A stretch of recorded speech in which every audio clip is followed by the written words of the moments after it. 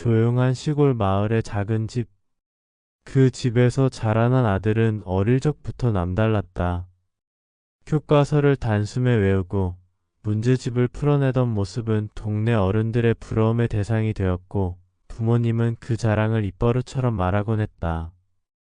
우리 아들 의사 될 거야. 아버지의 그 말은 단순한 희망이 아니라 현실이 되었다. 서울대 의대를 졸업하고 전문의 과정을 거쳐 국내 최고 병원 중 하나에서 당당히 이름을 올린 아들 준호. 흰 가운을 입은 그의 모습은 마치 영화 속 주인공 같았다. 부모님은 이제는 안심해도 된다고 생각했다. 고생 끝에 성공한 아들을 바라보며 여생이 든든하리라 여겼다. 하지만 인생은 늘 예상치 못한 방향으로 흘러가기 마련이었다. 준호는 어느 날 병원 근처의 카페에서 한 여자를 만난다. 지연. 처음 본 순간 그녀의 눈빛은 강렬했다. 화려한 옷차림, 자신감 넘치는 말투, 그리고 마치 세상을 다 가진 듯한 미소. 준호는 평생 공부와 일에만 매달려 살아왔던 터라 그 화려한 매력에 순식간에 빨려 들어갔다. 며칠 뒤 둘은 자연스럽게 연인이 되었다. 지연은 준호가 지금껏 보지 못한 세계를 보여주었다. 비싼 레스토랑, 고급 술자리, 세련된 사람들의 모임. 준호는 그 모든 것이 낯설면서도 짜릿했다. 집에 돌아와 부모님께 지연을 소개했을 때 아버지는 잠시 말을 잃었다. 평범하고 조용한 며느리를 상상했던 부모의 기대와는 전혀 다른 모습이었다. 화려한 화장, 당당한 태도, 그리고 지나치게 반짝이는 액세서리. 어머니는 애써 미소를 지었지만 속마음은 불안했다. 저 여자가 우리 아들을 행복하게 해줄 수 있을까? 부모의 불안은 현실이 되어가고 있었다. 준호는 점점 지연의 세계에 매달려 부모와의 대화는 줄어들고 집에 들르는 횟수마저 줄어들었다. 그러나 그는 아직 눈치채지 못했다. 자신이 조금씩 무너져가고 있다는 사실을. 지연과의 만남은 준호의 인생에서 전환점이었다. 그는 늘 공부와 일만 바라보고 달려온 사람이었다. 친구들과의 술자리도 거의 없었고 연애 경험도 부족했다. 그에게 지연은 낯설고도 강렬한 자극이었다. 처음에는 단순한 호기심이었다. 그러나 지연의 말투, 그녀가 만들어내는 화려한 분위기는 준호를 빠져나올 수 없게 했다. 그녀는 늘 새로운 곳으로 준호를 이끌었다. 고급 바, 미술 전시회, 부유층이 모이는 파티. 준호는 그 세계가 낯설었지만 이상하게도 그 속에 서 있는 자신이 대단한 사람처럼 느껴졌다. 의사라는 직업이 그녀와 함께일 때 더 빛나 보였기 때문이다.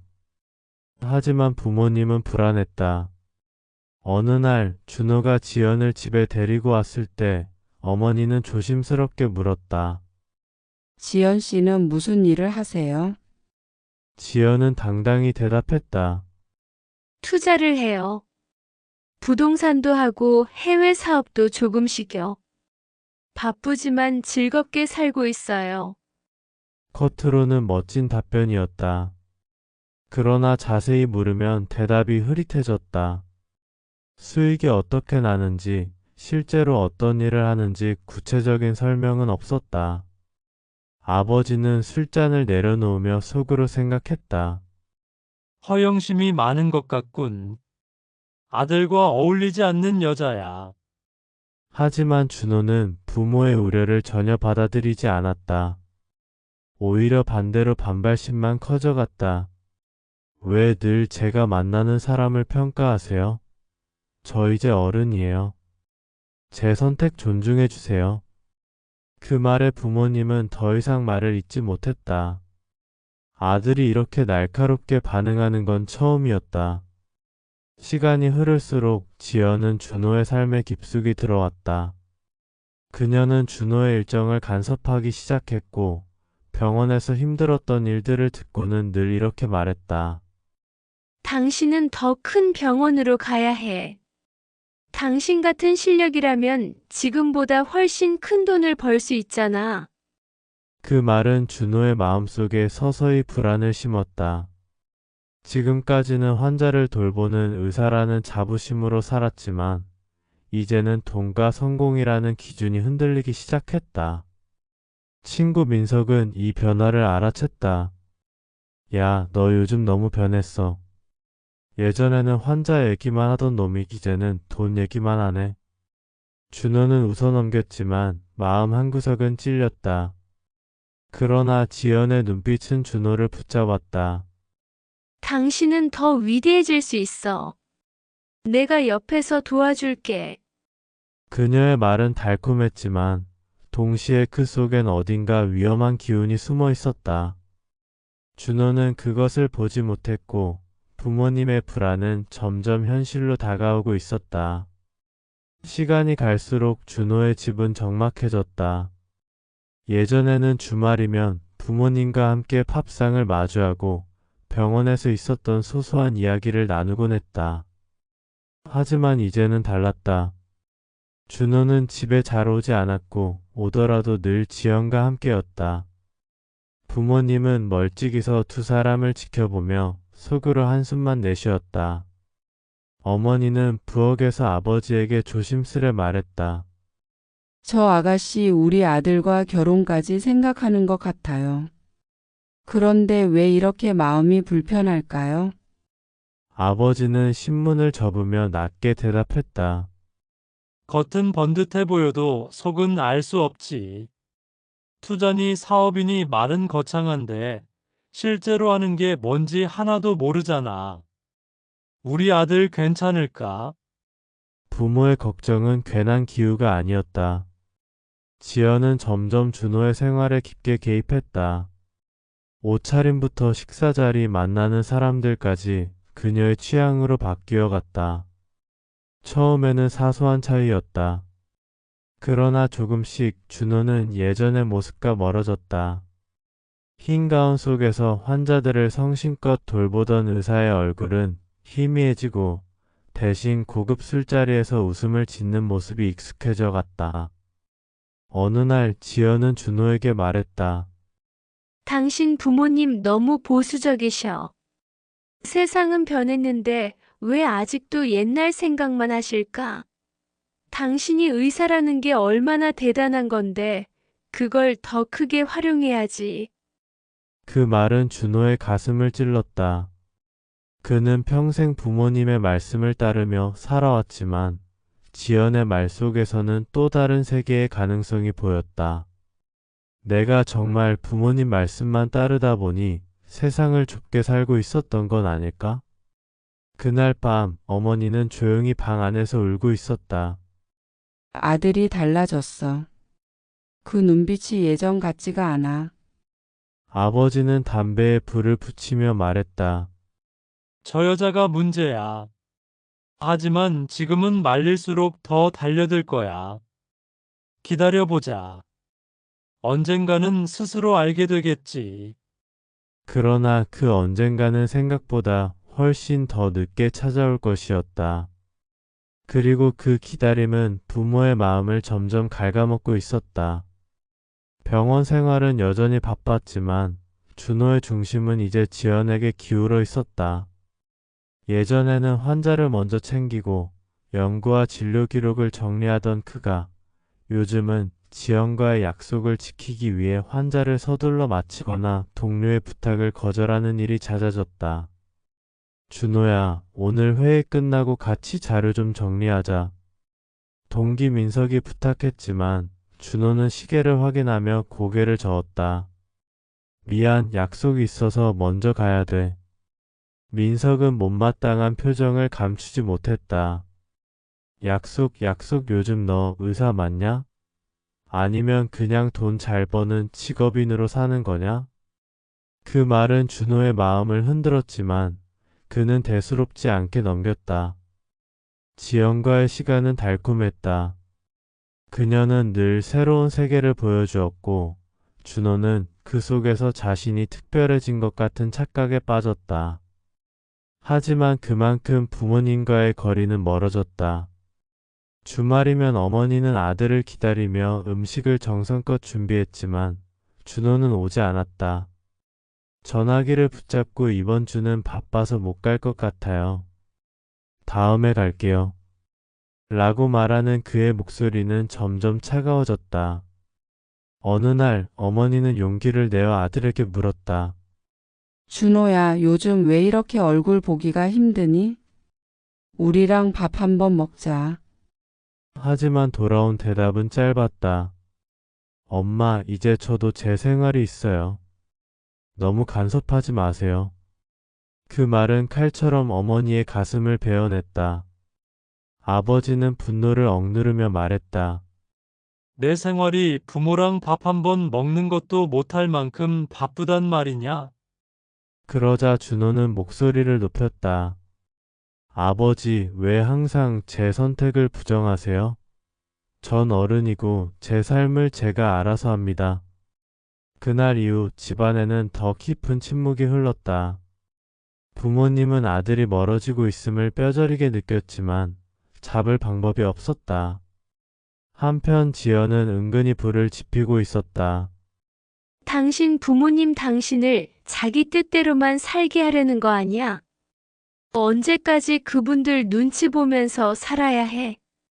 그 말은 준호의 마음에 또 다른 반항심을 심었다. 그는 이제 부모님을 이해하려 하기보다 지연의 말에 더 귀 기울였다. 그리고 그렇게 부모와 아들 사이의 거리는 조금씩, 그러나 확실히 멀어져 갔다. 지연과의 관계는 달콤했지만 그 안에는 보이지 않는 균열이 있었다. 처음에는 단순한 저녁 식사나 여행이었지만 시간이 갈수록 그녀의 요구는 커졌다. 당신 이번에 보너스 받았다면서? 우리 유럽 여행 가자. 한 번쯤은 그런 호화로운 여행 해봐야지. 준호는 잠시 망설였지만 결국 고개를 끄덕였다. 그녀가 웃는 얼굴을 보는 것만으로도 충분했기 때문이다. 하지만 그 여행 뒤에 남은 것은 카드 빚이었다. 지연은 그 후에도 끊임없이 새로운 제안을 했다. 지금 이 아파트 투자하면 최소 몇 배는 불어날 거야. 당신이 조금만 보태주면 큰 돈 벌 수 있어. 내 친구가 하는 사업이 있는데 우리 같이 하면 좋을 것 같아. 당신은 의사니까 신뢰도도 있고. 준호는 점점 압박을 느꼈다. 병원 월급으로는 감당이 되지 않았다. 처음엔 저축을 깨고 다음엔 대출을 알아보았다. 그리고 결국 부모님께 손을 벌리게 되었다. 아버지와 어머니, 제가 급하게 돈이 필요해서 그런데 조금만 도와주실 수 있을까요? 부모님은 놀랐다. 네가 무슨 돈이 필요하냐? 병원에서 받는 월급이면 충분할 텐데. 준호는 대답을 얼버무렸다. 투자할 기회가 생겼어요. 큰 돈을 벌 수 있는 기회라 이번만 도와주세요. 어머니는 불안한 눈빛으로 고개를 저었다. 준호야, 그런 건 위험하다. 넌 내 자리에서 성실히 일하면 돼. 괜히 이상한데 발 담그지 마라. 아버지 역시 단호하게 말했다. 돈은 못 준다. 내가 벌어서 쓰는 건 자유지만 부모 돈까지 끌어다 쓰는 건 아니지. 그 말에 준호는 얼굴이 굳어졌다. 왜 이렇게 저를 못 믿으세요? 제가 의사라는 게 뭔데요? 전 이제 제 선택을 할 수 있는 사람입니다. 부모님과의 갈등은 그날 크게 터졌다. 아버지는 격앙된 목소리로 말했다. 네가 지금 누구 말만 믿고 그러는지 알아? 그 여자 때문 아니냐? 순간 준호의 눈빛이 차갑게 식었다. 아버지, 제 여자친구를 그렇게 말하지 마세요. 그녀는 저를 누구보다 믿어주는 사람입니다. 그날 이후 준호와 부모님 사이엔 깊은 금이 갔다. 부모님은 아들이 잘못된 길로 들어서고 있음을 뼈저리게 느꼈지만 막을 방법이 없었다. 그리고 준호는 자신도 모르게 점점 더 지연의 그늘 속으로 들어가고 있었다. 봄비가 내리던 저녁 준호는 집에 불쑥 찾아왔다. 테이블 위에 앉은 그는 이미 마음이 조급해 보였다. 아버지, 이번만큼은 꼭 필요합니다. 기회를 놓치면 안 돼요. 아버지는 묵묵히 담배만 피우며 준호를 바라봤다. 그 곁에서 어머니는 눈시울을 붉힌 채 조심스럽게 물었다. 그 돈 지연 씨랑 관련된 거니? 순간 준호의 얼굴이 굳었다. 왜 자꾸 지연을 의심하세요? 그녀는 저를 위해 움직이는 겁니다. 저를 진심으로 믿어주는 사람이라고요. 어머니는 더는 참지 못하고 목소리를 높였다. 믿음이라는 게 돈으로만 이어지는 거니? 준호야, 넌 지금 그 사람 눈에 가려 내 앞길까지 놓치고 있어. 그 말에 준호의 인내심이 무너졌다. 엄마, 아빠 도대체 왜 제 인생에 이렇게 간섭하세요? 제가 누구랑 살든 무슨 선택을 하든 제 자유 아닙니까? 아버지가 손바닥으로 식탁을 세게 내리쳤다. 너 이 녀석 뭐라고? 자유? 좋아. 네가 번 돈으로 내가 쓰는 건 간섭 안 한다. 하지만 우리 돈을 요구하는 순간 그건 내 자유가 아니야. 그리고 그 여자는 내 앞길을 망치고 있어. 눈 뜨고도 못 봐주겠다. 그 순간 준호의 얼굴은 차갑게 얼어붙었다. 아버지, 그럼 2번 다시 부탁하지 않겠습니다. 하지만 기억하세요. 전 제 인생을 살 겁니다. 부모님 뜻대로 사는 인생은 아닙니다. 말을 마치자 그는 의자에서 벌떡 일어나 현관문을 거칠게 닫고 나갔다. 남은 건 깊은 적막뿐이었다. 어머니는 손으로 얼굴을 가리며 흐느꼈다. 어쩌다 아들이 이렇게 변했을까? 저 눈빛이 내가 알던 준호가 아니야. 아버지는 담배 연기를 내뿜으며 낮게 말했다. 저 아이, 이제 우리 손에서 멀어졌어. 언젠가 부딪혀봐야 정신 차릴 거야. 그때까지 우리가 견뎌야지. 그날 이후 부모와 아들의 관계는 더 이상 예전으로 돌아가지 못했다. 대화는 줄었고 만나도 서로의 눈빛만 피했다. 그리고 그 틈을 지연이 차지했다. 준호는 늘 병원에서 모범적인 의사로 불렸다. 성실하고 꼼꼼했으며 환자와의 신뢰도 두터웠다. 하지만 지연과 함께하는 시간이 늘어나자 그 명성은 조금씩 흔들리기 시작했다. 밤늦게까지 이어지는 술자리, 새벽까지 이어지는 파티. 다음 날이면 피곤에 찌든 얼굴로 병원에 출근했고 예전처럼 환자에게 집중하지 못했다. 작은 실수들이 반복되었고 환자의 보호자들은 점점 불만을 터뜨렸다. 의사 선생님, 차트에 기록이 잘못되어 있는데요. 오늘은 왜 이렇게 급하게 진료를 보시는 겁니까? 우리 아버지 얘기를 다 듣지도 않고 나가시잖아요. 이런 불만은 결국 상부의 귀에도 들어갔다. 병원장은 조심스럽게 불러 말했다. 준호 씨, 요즘 무슨 일 있습니까? 예전 같지 않다는 얘기가 많아요. 신뢰는 한순간에 무너집니다. 정신 차리세요. 하지만 준호는 이미 마음이 지연에게 묶여 있었다. 그녀는 늘 달콤한 말로 그의 불안을 달랬다. 사람들이 뭐라고 하든 당신은 훌륭한 사람이야. 그들이 몰라주는 거지. 더 큰 병원, 더 큰 무대로 나가야 해. 여기에 매여 있을 필요 없어. 그 말은 준호의 마음을 흔들었다. 의사로서의 소명의식보다 더 크고 화려한 무대를 향한 욕망이 그의 가슴 속에서 부풀어 올랐다. 그러나 현실은 달랐다. 병원 동료들은 점점 그를 멀리했고 민석조차 안타까운 눈빛으로 말했다. 준호야, 넌 지금 스스로를 망치고 있어. 내가 왜 의사가 됐는지 잊은 거 아니냐? 하지만 준호는 그 말을 듣지 않았다.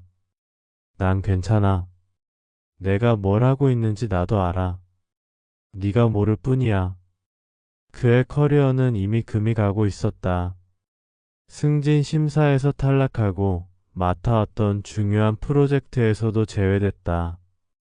예전 같으면 상상조차 할 수 없는 일이었다. 집에서는 부모님의 한숨 소리가 깊어졌다. 어머니는 기도하듯 중얼거렸다. 하느님, 제발 우리 아들을 제자리로 돌려주세요. 하지만 기도는 닿지 않았다. 준호는 점점 더 깊은 수렁 속으로 빠져들고 있었다. 어느 여름날 준호는 다시 집을 찾았다. 하지만 그 방문은 화해가 아닌 결별을 향한 마지막 걸음이었다. 현관을 들어서자마자 아버지는 무거운 눈빛으로 물었다. 이번에도 돈 때문이냐? 준호는 당황한 듯 잠시 침묵하다가 곧 차갑게 고개를 끄덕였다. 네, 맞아요. 투자만 잘 되면 우리 모두 편해질 겁니다. 이번이 마지막이에요. 어머니는 손을 떨며 소리쳤다. 준호야, 제발 그 여자한테서 벗어나. 내가 어떻게 여기까지 왔는데 그 사람한테 휘둘리다 다 잃고 말 거야. 준호의 눈빛이 흔들렸지만 지연의 목소리가 귓가에 맴돌았다. 당신 부모님은 당신을 인정하지 않아. 결국 당신을 묶어두려 할 뿐이야. 결국 그는 목소리를 높였다. 엄마, 아빠 왜 제 선택을 존중하지 못하세요? 지연은 날 믿어주고 내 가능성을 알아봐주는 유일한 사람이에요. 반대로 부모님은 늘 제 발목만 잡고 있잖아요. 아버지는 분노를 참지 못했다. 그건 네가 눈이 멀어서 그렇다. 부모가 내 앞길을 막는 게 아니라 그 여자가 내 인생을 삼키고 있는 거다. 잠시 침묵이 흘렀다. 준호는 한숨을 내쉬며 천천히 말했다. 좋아요. 그렇다면 이제 저를 찾지 마세요. 앞으로 제 인생은 제가 알아서 하겠습니다. 어머니가 울부짖으며 팔을 붙잡았다. 아들아, 제발 그런 말 하지 마. 내가 어떻게 키운 아들인데. 하지만 준호는 팔을 뿌리치고 현관문을 거칠게 열었다. 부모님 뜻대로 사는 건 오늘로 끝입니다. 절대 다시는 간섭하지 마세요. 쾅 하고 문이 닫히자 집안에는 깊은 침묵만 남았다. 어머니는 현관 앞에 주저앉아 흐느꼈고 아버지는 차가운 얼굴로 담배를 붙였다. 그의 눈가도 젖어 있었지만 그 눈물은 결코 아들에게 보이지 않을 눈물이었다. 그날 이후 준호는 집에 오지 않았다. 전화도 받지 않았고 부모님의 편지도 돌려보냈다. 마치 가족이라는 끈을 스스로 끊어내려는 듯 그는 완전히 다른 세상 속으로 들어가 버렸다. 부모와 아들의 인연은 그렇게 가슴 아픈 절연으로 막을 내렸다. 부모와 인연을 끊은 후 준호의 삶은 겉보기에 자유로워 보였다. 지연과 함께 고급 레스토랑을 드나들고 외제차를 몰며 각종 모임에 얼굴을 내밀었다. 그는 마치 세상의 중심에 선 것처럼 웃고 있었지만 그 웃음 뒤에는 점점 커지는 불안이 숨어 있었다. 투자라던 사업은 번번이 실패했다. 지연의 말만 믿고 돈을 넣었지만 돌아오는 것은 손실뿐이었다. 카드 빚이 눈덩이처럼 불어났고 병원 월급으로는 감당할 수 없었다. 그 무렵 병원에서도 결정적인 사건이 터졌다. 진료 중 작은 실수로 환자 가족과 마찰이 생겼고 그것은 언론에까지 알려졌다. 유명 대학 출신 의사, 환자 관리 소홀 논란. 기사는 삽시간에 퍼져나갔고 그의 명성은 한순간에 추락했다. 병원장은 더 이상 그를 감싸줄 수 없었다. 준호 씨, 그동안 수고했지만 이쯤에서 물러나는 게 좋겠습니다. 그렇게 그는 병원에서조차 밀려나고 말았다. 의사라는 타이틀은 여전히 있었지만 신뢰를 잃은 그는 더 이상 설 자리가 없었다. 지연은 처음에는 위로하는 듯 했지만 점점 태도가 달라졌다. 당신 예전엔 빛나던 사람이었는데 지금은 왜 이렇게 초라해진 거야? 그녀의 눈빛엔 실망과 차가움이 묻어 있었다. 준호는 간절히 붙잡고 싶었다. 조금만 더 기다려. 다시 일어설 거야. 널 위해서라도. 그러나 지연은 차갑게 등을 돌렸다. 난 더 이상 무너지는 사람 옆에 있을 수 없어. 그녀는 결국 준호의 곁을 떠났다. 남은 것은 핏더미와 무너진 커리어, 그리고 텅 빈 방뿐이었다. 친구 민석이 찾아와 그를 붙잡았다. 준호야, 제발 정신 차려. 다시 시작할 수 있어. 부모님께도 연락해. 지금이라도 늦지 않았어. 하지만 준호는 고개를 저으며 힘없이 웃었다. 아니야, 난 이미 너무 멀리 와버렸어. 부모님께 돌아갈 자격도 없어.